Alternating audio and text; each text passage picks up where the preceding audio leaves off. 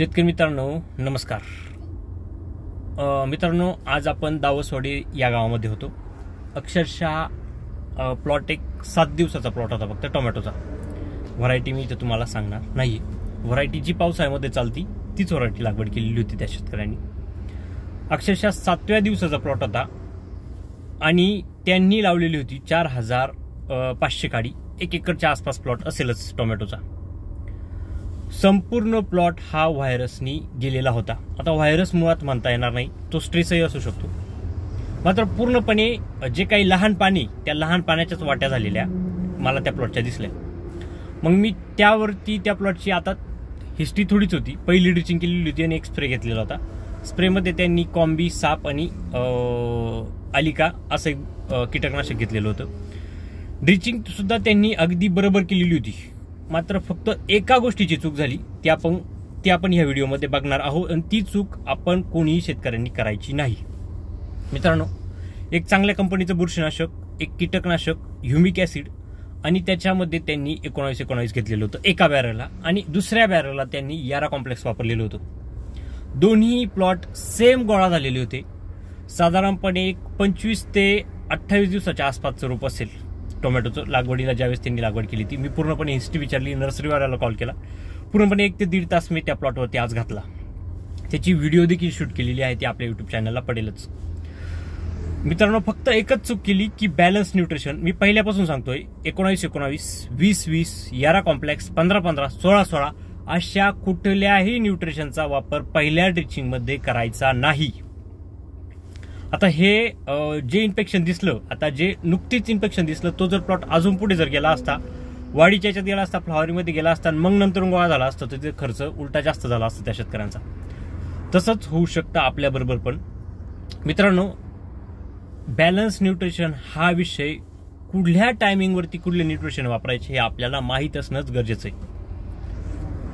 आता तिथं गडबड काय झाली, आपण ज्या व्हरायटी प्लांटेशन करतोय ह्या मुळात हायब्रिड व्हरायटी आहे।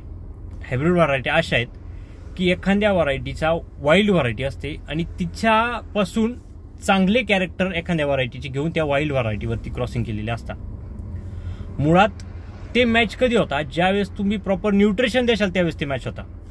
अजून थोडक्यात बेसिकमध्ये सांगतो, झाडामध्ये एक DNA आणि एक RNA ह्या 2 गोष्टी असतात। हे न्यूक्लिक ऍसिड न्यूक्लिक ऍसिड हेही डोक्यातनं काढून टाका।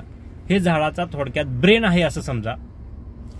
ते ब्रेन जो RNA आणि DNA आहे ते ज्या वेळेस सोबत फर्मंट होतील, ज्या वेळेस सोबत तयार होतील झाडामध्ये प्रॉपर, किंवा तयार झाल्यानंतर ज्या वेळेस सोबत ग्रो होतील झाडामध्ये, त्यावेळेस आपल्या टोमॅटो पिकाचे पूर्णपणे हेल्थ प्रॉपर असेल।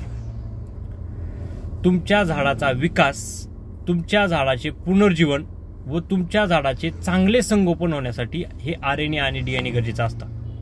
आता तिथं जर 19 किंवा नायट्रेट युक्त खताचा जर वापर जर केला तर कधी कधी DNA फर्मंट होऊन जातो आणि RNA फर्मंट होत नाही किंवा तयार होत नाही। आणि असा RNA तयार झाला नाही तर तिथे मुळात व्हायरस येणे, कुठल्या न्यूट्रिशनची डिफिशियन्सी किंवा एखादा रोग लवकर अटॅक करणे किंवा व्हरायटी स्वतःचं कॅरेक्टर सोडून देते। म्हणजे साईज होते फळाची, एखाद्या व्हरायटीचे मुळात कॅरेक्टर आहे, फळाची साईज होणे, फळाची पत्ती चांगली होणे, रफ पत्ती असणे। जर तो RNA फॉर्मट झाला नाही तर ती जे काही कॅरेक्टर आहे ती व्हरायटी ती सोडून देत असते। त्याच्यामुळे पहिल्या ड्रिचिंग मध्ये कधीच तुम्हाला 19 यारा कॉम्प्लेक्स याचा वापर करायचा नाही। तुम्ही 1261 घेऊ शकता, 1448 घेऊ शकता, 1340 देखील घेऊ शकता, 13045 देखील घेऊ शकता, पण जमिनीच्या प्रकारानुसार किंवा आपल्या व्हरायटीला किंवा आपल्या झाडाला मुळात थोडं स्टेबल होऊ द्या, त्याच्यानंतर न्यूट्रिशन द्या। तुम्ही दुसऱ्या ड्रिचिंगला तुम्ही न्यूट्रिशन द्या, पहिल्या ड्रिचिंगला बुरशीनाशक, कीटकनाशक, ह्युमिक ऍसिड आणि IBAचा वापर करा। मित्रांनो, अजून RNA आणि DNAचा अजून थोडक्यात मी तुम्हाला सांगतो। DNA जो आहे हा DNA म्हणजे तुमच्या मागील जी जनरेशन होती टोमॅटोची, त्या जनरेशन मध्ये असलेल्या व्हरायटीचे जे चांगले कॅरेक्टर आहे ते चांगले कॅरेक्टर म्हणजे DNA असतो। म्हणजे एखाद्या व्हरायटीला मुळात फुटवे चांगले येणे, जशी की 2174 व्हरायटी, तिचा DNA चांगला फर्मंट होतो। त्याच्यामुळे मुळात त्या व्हरायटीला फुटव्यांसाठी काही वेगळं द्यायची गरज पडत नाही, मुळात तिला फुटवे जास्त होता, तिचा DNA हा चांगला फर्मंट होत असतो।